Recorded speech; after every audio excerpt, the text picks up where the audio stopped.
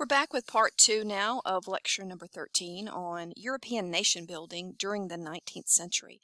And we left off with the so-called compromise or Ausgleich, in which the Austrian state is going to allow Hungary to establish its own country, but it is still very much going to be tied politically, militarily, and economically to the Austrian Empire.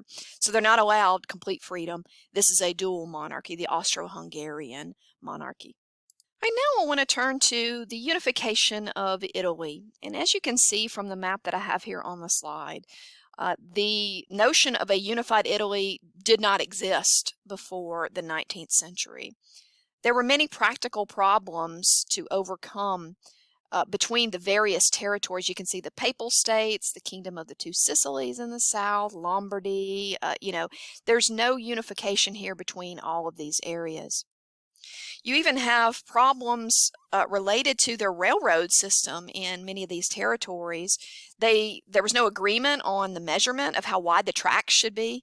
So you would have railroad lines that would cross into a new territory where you'd have to unload all your equipment and load it onto a new locomotive that could accommodate the different size track to go through the next territory. It's just a big headache, all because of this political fragmentation. Now, for the revolutions of 1848 in Italy, they took the form of a nationalist uprising against Austria, which tended to dominate some of their most northern territories. But you will also see some people beginning as early as the revolutions of 1848 calling for a unified Italy. Yet while this idea will first sort of be birthed in 1848, it's actually going to take decades more, and it's going to take the work of two individuals to really bring about Italian unification.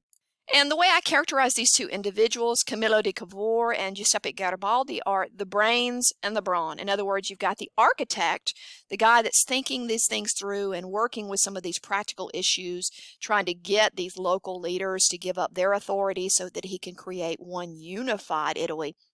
That's Cavour's role as the brains in this operation.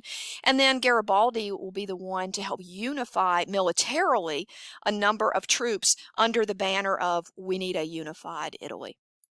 To begin, Cavour was chancellor of the region known as Piedmont, Sardinia, a kingdom located in northwestern Italy. And he's going to play a number of other powers off one another to try to achieve his ends. For instance, he will join in a military alliance with France against the Austrians.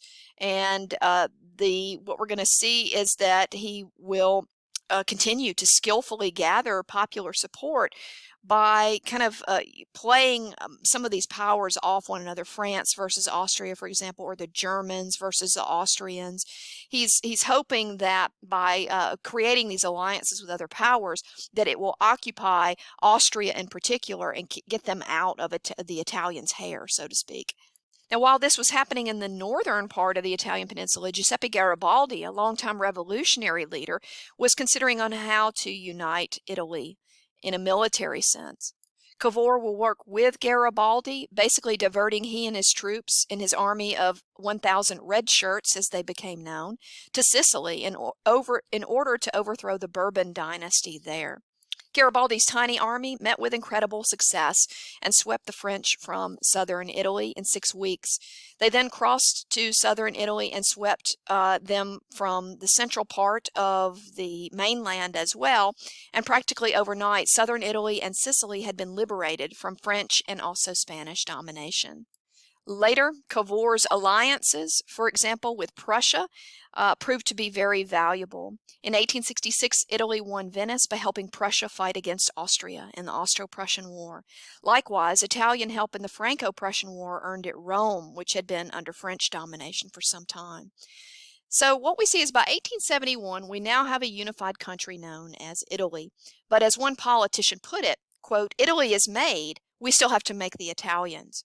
In other words, after centuries of disunion, still existed huge cultural, political, and economic differences between the nation's 22 million people, with one of the biggest divides being the gap between the more urbanized and modernized northern regions of Italy and the still largely agricultural south.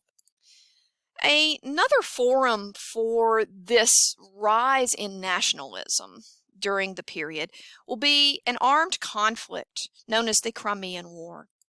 And in particular, it will be Russian nationalism in this instance that is going to spark this conflict. Russia had long since coveted some warm water ports on the Black Sea. And for some time, Russia had slowly been gaining ground to the south at the expense of various Muslim states and the Ottoman Turks. The ever-weakening Ottoman Empire still controlled large areas of the Balkans, though, in Eastern Europe, as well as the Crimean Peninsula. And so what we're going to see is that Russia found the Ottoman Empire in its decline a very attractive target as a means of acquiring access to these warm water ports along the Crimean Peninsula. However, you're going to end up with an interesting array of allies. The Ottoman Empire won't be able to defend itself all alone against the Russians, but France, of all powers, as well as Britain, will join in helping the Ottoman Empire to defend itself against the Russian bear.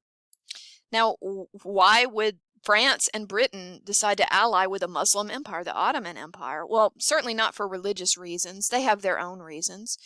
France decided to intervene as protector of Catholics in the region against the Russian Orthodox Church, and France had been long-term allies of Turkey.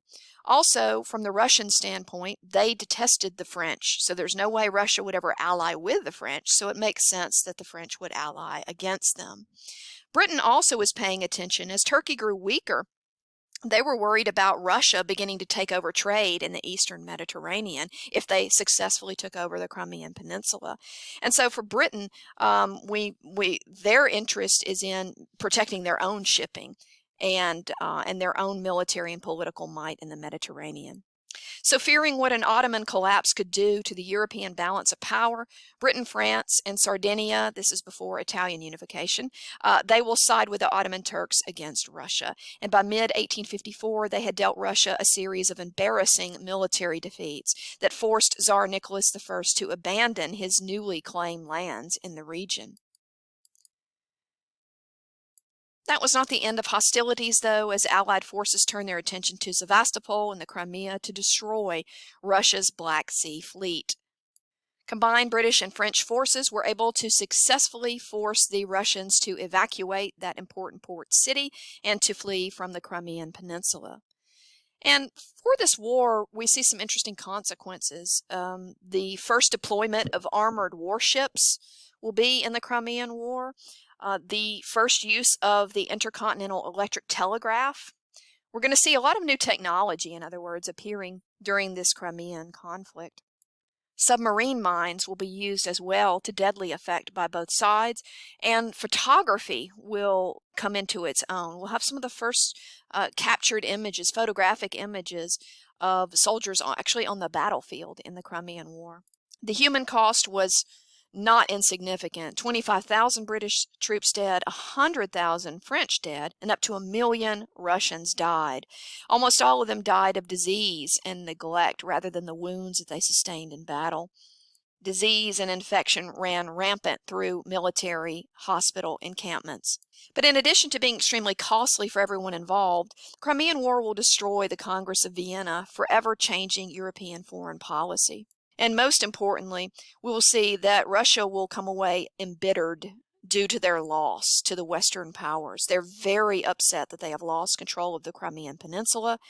And many, many years later, in March of 2014, Russia in the 21st century will simply annex the Crimean Peninsula again. It's not an accident that several years ago that they did that. Nationalism clearly still lives on even in the 21st century.